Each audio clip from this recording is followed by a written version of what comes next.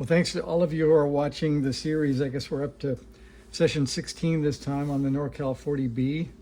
And I guess I'm supposed to flash this picture so you know that you're in the right place, and that's the one. There was a comment from someone. Apparently there's an up rev of this NM0S manual. So if you've downloaded your manual, apparently you should go download another one. And I think the comment was that the schematic values are correct, but there might be something wrong in the parts list. So the good news is these series we've been building from the schematic and pretty much ignoring the rest, so that's okay. So here's some ideas of things I'm thinking about tonight, things I've been looking at. So quickly, the first receive results would be, if we flick over to this ICOM 735, I found a nice unknown beeping signal at 6994. So I tuned the VFO down to where its bottom is 6994. And we switch over to that. This is the NorCal 40B hearing the same beep. And because the filter is a little tighter on the NorCal 40B, actually the copy is a little better than the ICOM. I could probably, the best it can do is a little bit of passband tuning, I guess.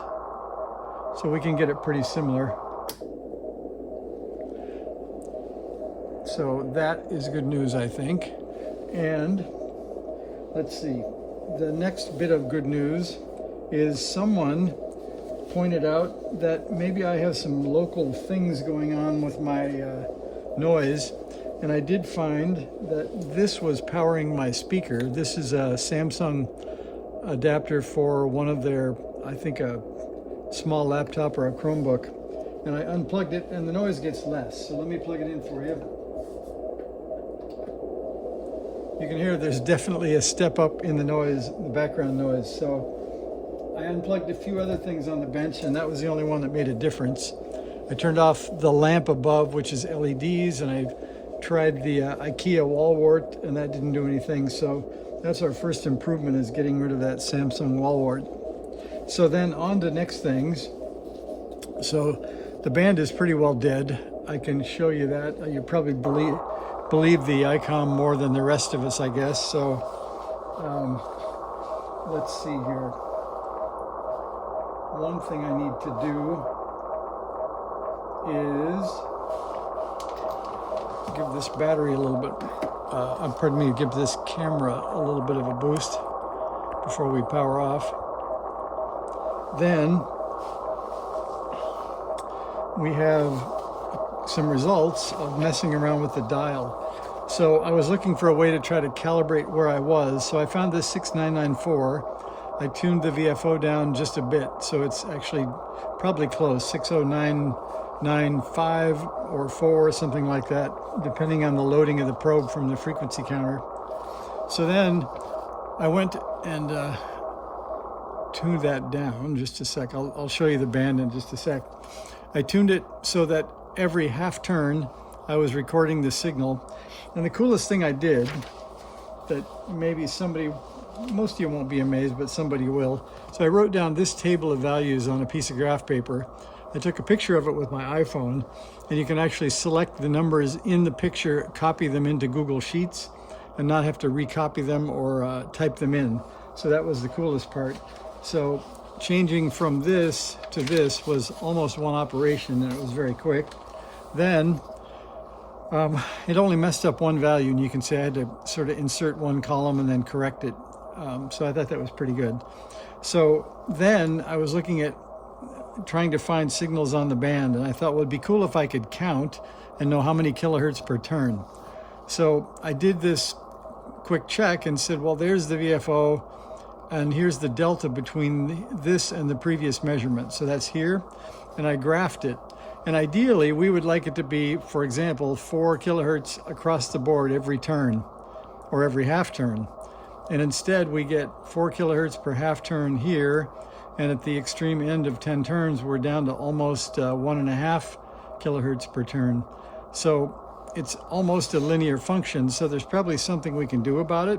But obviously the voltage on that Zener, or pardon me, not the Zener, but the Varicap, is causing this kind of frequency shift across turns of the dial. So in the middle of this, around turn 5, I'm getting 3 kilohertz, and at the end I'm getting 1.5 to 2 kilohertz, and I'm starting out at 4. So that's kind of interesting stuff. It doesn't change much, except now I can, for example, go up to turn 10, and you can tell there's nothing on the band at all, which is a little bit earlier. When I was thinking of starting all this, there were 3 or 4 signals calling CQ, and so I missed those because we have no no transmitter yet. But it's kind of cool now. So I have the top of the dial tuning is pointing down at turn 10. So if I back up, for example, to turn 7, I'm at 7040, so I can do 987, and then I'm at 7040. So that's kind of convenient for a start of while I'm playing with it to work on it. So now, if you're in the mood, let's see, I'll give you the quick scan across the band on this radio so you can see that as well, and so you'll agree that the band is really pretty dead. There were earlier a couple of little faint digital signals, but that's the whole band that I've got on this radio is 700 to 7050, so pretty much 0. So we can go back to that 9994, get our one beeping signal. So that's the one thing we're sharing across these two. If I turn this all the way back down to turn 0, there's our beep. So we're kind of equal that way. So then, if you're interested and we don't run out of batteries, I think I got it plugged in. Here is what I was imagining for the session 16 fun. This is about maybe a dozen parts. That's the AGC circuit. So I think we can go ahead and stick those in and see how far we get. So we'll turn this off and pull out a few things here. And I think we're just gonna stick parts in and solder at the end. I've sorted them out. We got that many, which is not much. So that's the whole AGC circuit. And to remind you what that looks like, that's just in front of the audio amplifier, and you can see there's 2 FETs. They're basically 2 volume controls. The amplifier that we're using is a differential input, so these are both live signals out of phase. Instead of having grounded on one and then one signal coming in, we've got a differential one to give us a little bit more gain and a little bit less noise. So we end up with 2 FETs and and one resistor network to take care of all these 2.2 megohms. And then we have a 8.2 megohm and then 2 kinds of diodes. So you have to take care that, I'll put that up here, I guess, that D1 through D4 are 1N 4148s, and D5 and 6 are 1N 5817s. So you have to take care on that. Otherwise, it's fairly straightforward. And I think the layout of the board will tell you about things like orientation of the transistors, etc., or the FETs. So let's see if I can tip that up and zoom in. So the AGC circuit is over here.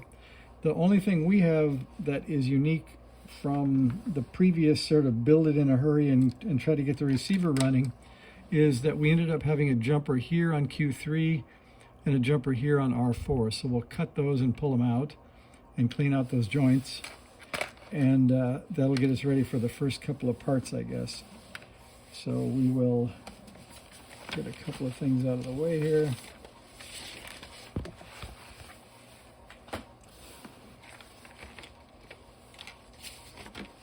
And then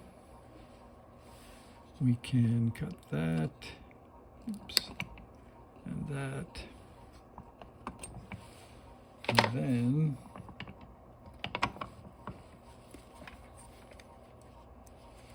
got a frequency counter probe to get rid of. We'll bend those up. And one way would just be to grab them with the needle nose and heat them from the bottom. And I think if I can sort of see, there's the wide R4 followed by 2 transistors, and we're going to be on the one that's on the right here.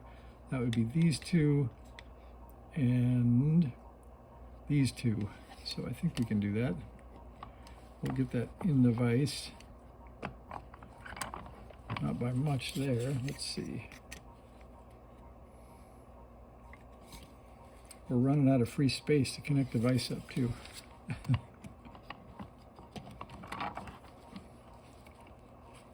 Okay, now we'll back up a bit. And I'll remind you one more time where we are. So the AGC circuit is here. That's going to be, what, 1/3 of the way up the board once we turn it over. There's the 2 transistors there, and that's R4. So we'll go ahead and pull those out.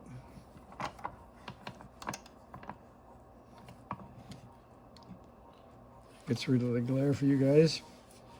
And the soldering iron is already hot, and the solder sucker is over here. I don't know, but I think if I just sort of start, we may not have to pull on them with pliers. We'll see. So let's see here.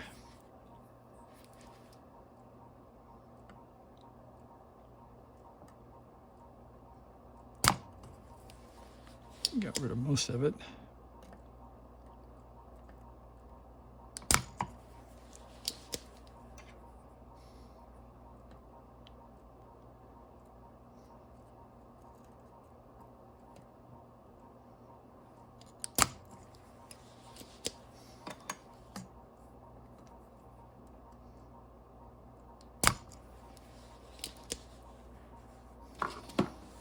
Not sure what we gained, but we'll see in a minute. Let's just see.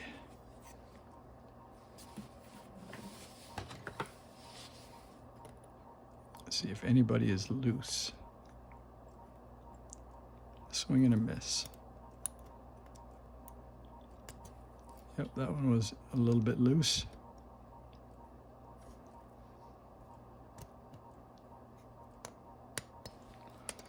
That one was not that loose. Hopefully I won't pull a pad out, so I think I'll heat them up from here out. So the interesting piece is trying to see both sides of the board, let you guys see, and still be able to get the soldering iron on the back. So let's see if we can do that.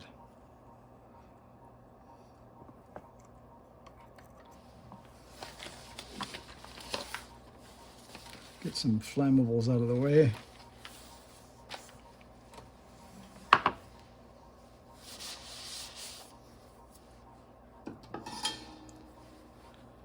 All right, let's see if we can do this. So we'll tip it a little bit this way, and I'll see if I can get around behind it.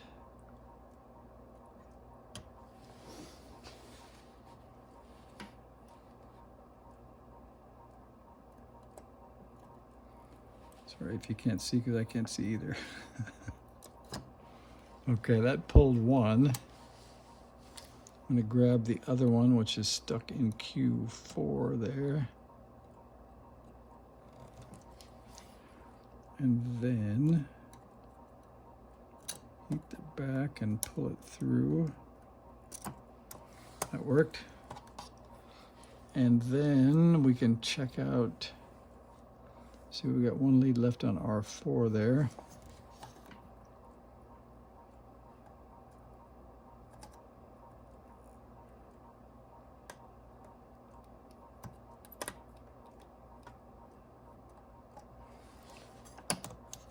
Didn't make it.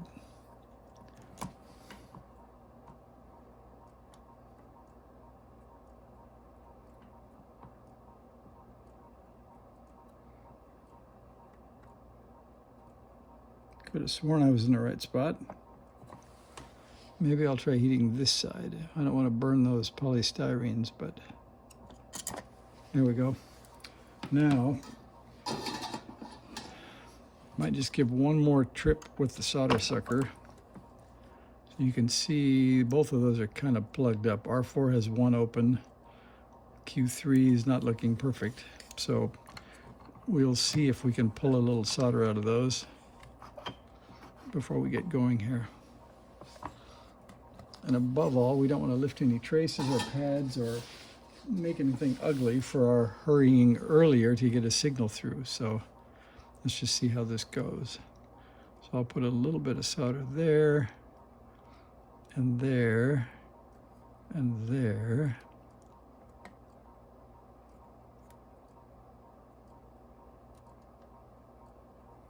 It's getting a little close. All right, now we'll see if that'll pull through and we'll be in good shape.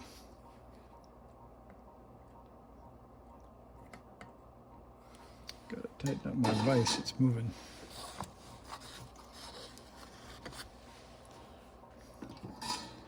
All right, one more time with feeling.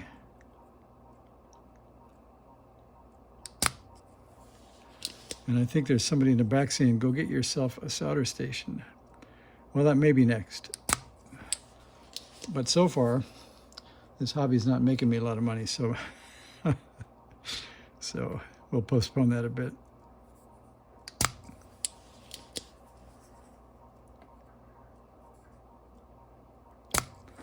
So I think those are getting clean enough. We'll be able to use them. Okay, let's see if we can get some parts in. All right. So, well, one thing I know we can get in would be the AGC pot. That might be a mistake though, because it's pretty high profile. So I think I'll put in D5 and D6, which are right there. And referencing our checkup here, D5 and D6 are the 1 in 58/17s. And I wrote on these so you could see what they were. So the 41/48s look like that. Those are the orange ones. And the 58/17s are the black body plastic ones. So we need 58/17s for D5 and D6.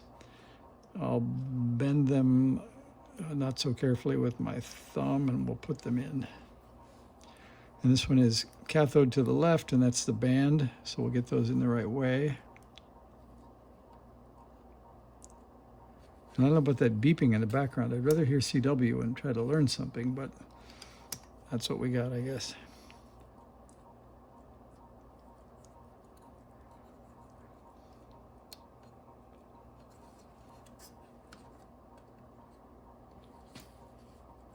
All right, there's D5 and D6. We'll give that a little of this. I'll just highlight them, I guess. So those are done. C29 is at 10 microfarad. That is this, and you can see it has a minus. And the minus is the short lead, the plus is the positive. And again, we're looking for C29 in the same general area that we just came from. And I think my phone somehow isn't charging with the wire that I've got in it. So we may have to do a postponement on this exercise until I can get things going well. So here is C29. And I don't know about you, but I don't think I see a plus in the silk screen. So I think I'm going to look at C29 on the schematic and say that C29 has a line to plus 8 volts. So we should be able to find that. And the other end goes to D4 and D5. D4 is cathode.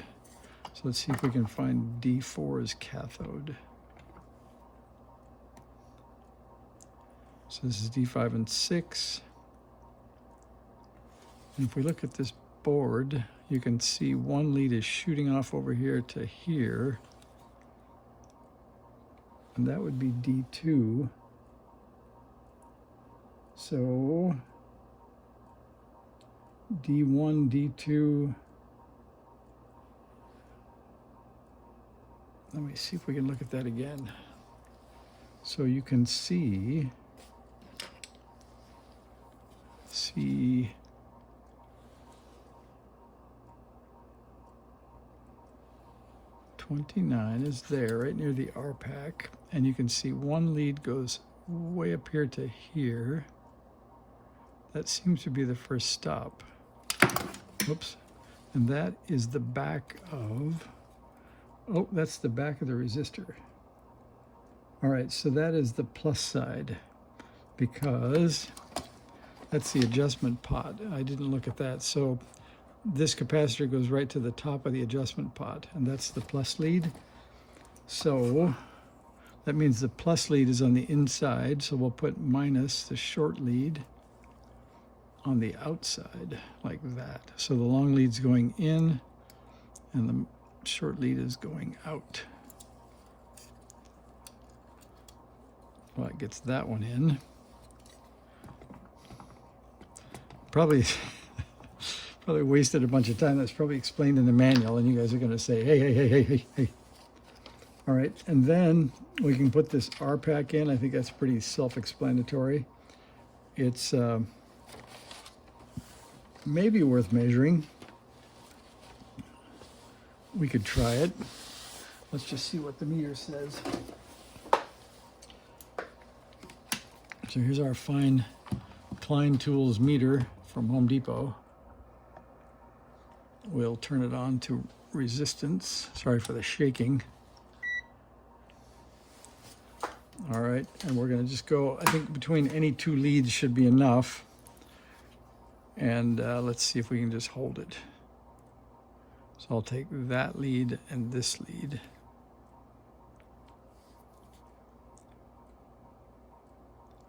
Looks like I have to range it.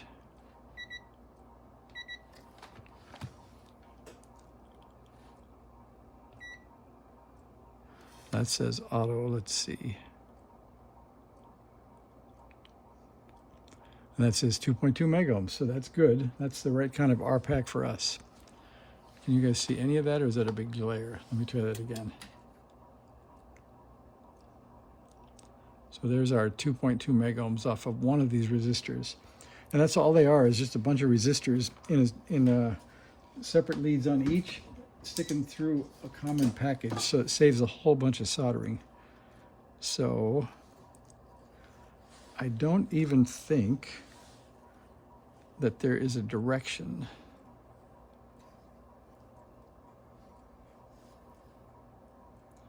Because I think we have 1, 2, 3, 4.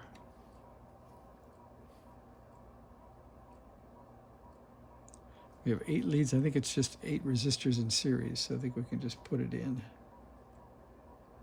Or pardon me, not in series, but 8 resistors in a row.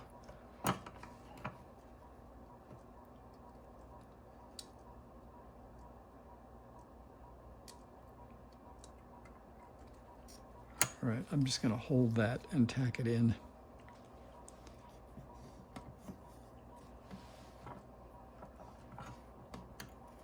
I think the beeping is going to cause some kind of mental stress at some point here. We'll turn that off. All right, and then we'll tack in one lead and see if we can get it sort of straight here.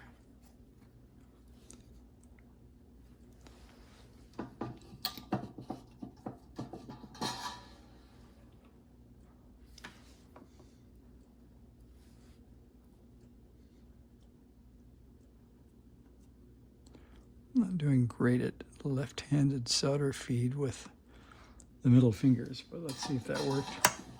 So I think that got it tacked. No, it didn't. It fell right out of my hand.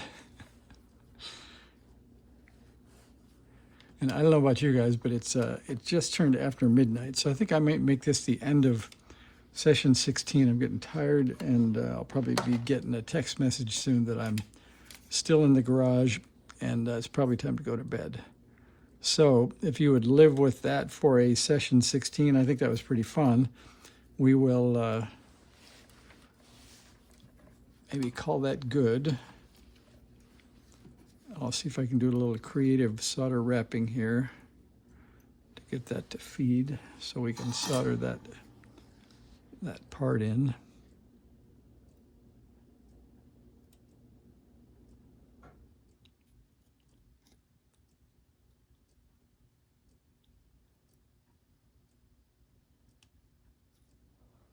All right, there's one end of it. And it looks pretty straight in there. And it looks there pretty vertical. So I'll go ahead and solder that up.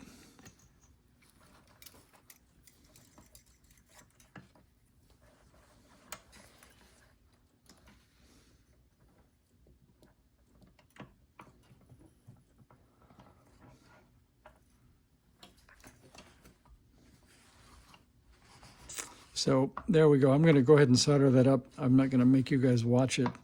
I'll get those parts soldered in, and I'll come back and do a 17 where we'll put the FETs in and finish up the AGC. But I think that's going to keep you watching long enough anyway. So thanks for watching NorCal 40B session 16. So we'll see you for 17. We'll finish up the AGC, and I think we're on to the transmitter, and we'll try to make that go a little faster. So thanks for hanging in there. See ya. Bye.